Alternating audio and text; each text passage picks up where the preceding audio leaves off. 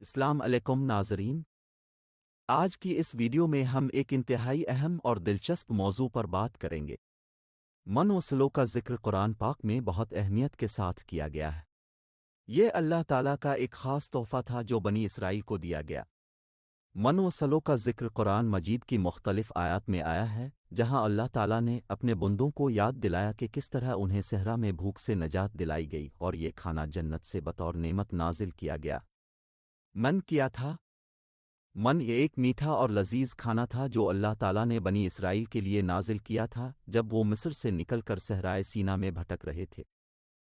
من کی خاصیت یہ تھی کہ یہ آسمان سے گرنے والی ایک شیریں اور لطیف شے تھی جو شہد کی طرح میٹھا تھا۔ قرآن پاک کے مطابق یہ کھانا صبح کے وقت زمین پر بکھرا ہوتا تھا جیسے اوس ہو، اور بنی اسرائیل اسے جمع کرتے تھے تاکہ دن بھر کھا سکیں۔ حضرت موسیٰ کی قیادت میں بنی اسرائیل جب مصر سے نکلے تو ان کے پاس کھانے پینے کے وسائل نہیں تھے۔ صحراء کی سختیوں اور بھوک کے عالم میں اللہ تعالیٰ نے اپنی رحمت سے ان کے لیے من کو نازل کیا تاکہ وہ اس سے اپنی غذائی ضروریات پوری کر سکیں۔ یہ کھانا اللہ کی جانب سے خاص برکت تھا اور ہر روز صبح کے وقت یہ زمین پر دستیاب ہوتا تھا۔ من کی ایک اور خصوصیت یہ تھی کہ اسے زیادہ عرصے کے لیے ذخیرہ نہیں کیا جا سکتا تھا۔ بنی اسرائیل کو حکم دیا گیا تھا کہ وہ ہر دن کے لیے صرف اتنا ہی جمع کریں جتنا ان کے لیے ضروری ہو۔ اگر کوئی زیادہ جمع کرنے کی کوشش کرتا تو وہ خراب ہو جاتا تھا، سوائے ہفتے کے دن کے لیے جب 2 دن کا ذخیرہ کیا جاتا تھا، کیونکہ ہفتے کے دن کے لیے یہ نازل نہیں ہوتا تھا۔ سلو کیا تھا؟ سلو ایک پرندہ تھا جسے بٹیر کے طور پر بھی جانا جاتا ہے۔ یہ پرندہ بھی اللہ تعالیٰ نے بنی اسرائیل کے لیے نازل کیا تاکہ وہ گوشت کی غذائی ضرورت پوری کر سکیں۔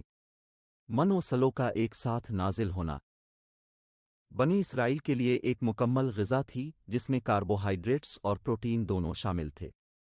سلو کا ذکر بھی قرآن مجید میں اس انداز میں کیا گیا ہے کہ یہ پرندے بنی اسرائیل کے خیموں کے قریب بڑی تعداد میں جمع ہوتے تھے تاکہ وہ انہیں پکڑ سکیں اور انہیں پکانے کے بعد کھا سکیں۔ یہ بھی اللہ کی ایک عظیم نعمت تھی جو ان کی ضروریات کو پورا کرنے کے لیے بھیجی گئی تھی۔ بنی اسرائیل کی خوراک کی یہ شکل اللہ تعالیٰ کی رحمت کا مظہر تھی۔ اللہ نے نہ صرف انہیں بھوک سے نجات دی بلکہ ان کے لیے ایک بہترین اور مکمل غذا فراہم کی۔ قرآن اور حدیث میں من و سلو کا ذکر۔ قرآن مجید میں سورۃ البقرہ آیت نمبر 57 میں اللہ تعالیٰ نے بنی اسرائیل کے لیے من و سلو کا ذکر کیا ہے۔ اور ہم نے تم پر بادل کا سایہ کیا اور تم پر من و سلو اتارا۔ کھاؤ ہماری دی ہوئی پاکیزہ چیزوں میں سے، اور انہوں نے ہمارا کچھ نقصان نہیں کیا بلکہ وہ اپنا ہی نقصان کرتے تھے۔ یہ آیت اس حقیقت کو ظاہر کرتی ہے کہ اللہ تعالیٰ نے بنی اسرائیل کو کتنی بڑی نعمتوں سے نوازا۔ اس کے باوجود وہ لوگ ناشکری کرنے لگے اور ان نعمتوں کی قدر نہ کی۔ حدیث میں بھی من و سلو کا ذکر ملتا ہے، اور یہ اس بات کا ثبوت ہے کہ یہ واقعہ بنی اسرائیل کی تاریخ کا اہم حصہ تھا۔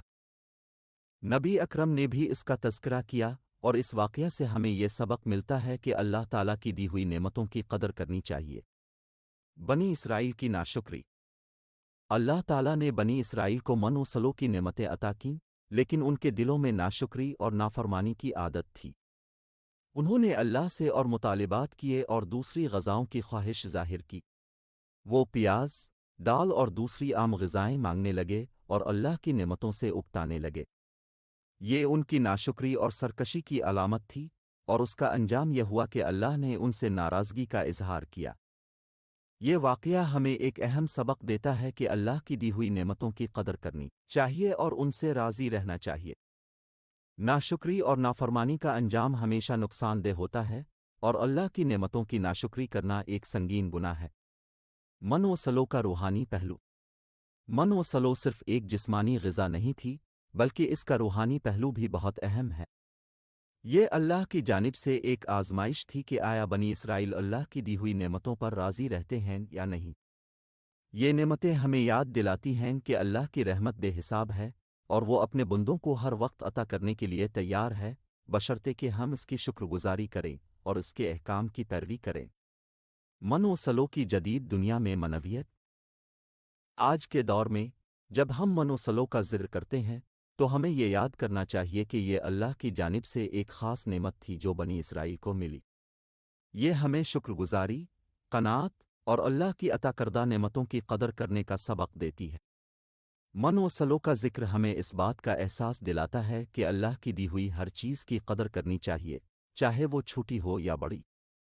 اس کے علاوہ یہ واقعہ ہمیں یہ بھی سکھاتا ہے کہ دنیاوی مال و متاع کی طلب میں اللہ کی عطا کردہ نعمتوں کو نظر انداز نہیں کرنا چاہیے۔ بنی اسرائیل کی مثال ہمارے لیے ایک تنبیہ ہے کہ ناشکری اور دنیاوی چیزوں کی لالچ کا انجام کبھی بھی اچھا نہیں ہوتا۔ نتیجہ، من و سلو کا واقعہ ہمیں اس بات کا درس دیتا ہے کہ اللہ تعالیٰ کی عطا کردہ ہر نعمت کو دل سے قبول کریں اور اس کی قدر کریں۔ یہ نعمتیں صرف جسمانی خوراک نہیں تھیں بلکہ روحانی تعلیمات بھی ان کے ساتھ منسلک تھیں۔ اللہ کی عطا کردہ ہر نعمت میں حکمت پوشیدہ ہوتی ہے اور ہمیں ہمیشہ شکر گزار رہنا چاہیے۔ یہ واقعہ ہمیں اس بات کا احساس دلاتا ہے کہ اگر ہم اللہ کی عطا کردہ چیزوں کی قدر نہیں کریں گے تو ہمیں ان سے محروم بھی کیا جا سکتا ہے۔ بنی اسرائیل کی مثال ہمیں یہ سبق دیتی ہے کہ اللہ کی نعمتوں کی ناشکری نہ کریں اور ہمیشہ اس کی رحمت پر بھروسہ رکھیں۔ دوستو، آپ کو یہ ویڈیو کیسی لگی؟ آپ اپنی رائے ہمیں کمنٹس میں ضرور دیں اور اس ویڈیو کو زیادہ سے زیادہ شیئر کریں۔ چینل کو سبسکرائب کرنا نہ بھولیں اور بیل آئیکن پر کلک کریں تاکہ آپ کو ہماری ہر نئی ویڈیو کی اپ ڈیٹ ملتی رہے۔ اللہ حافظ۔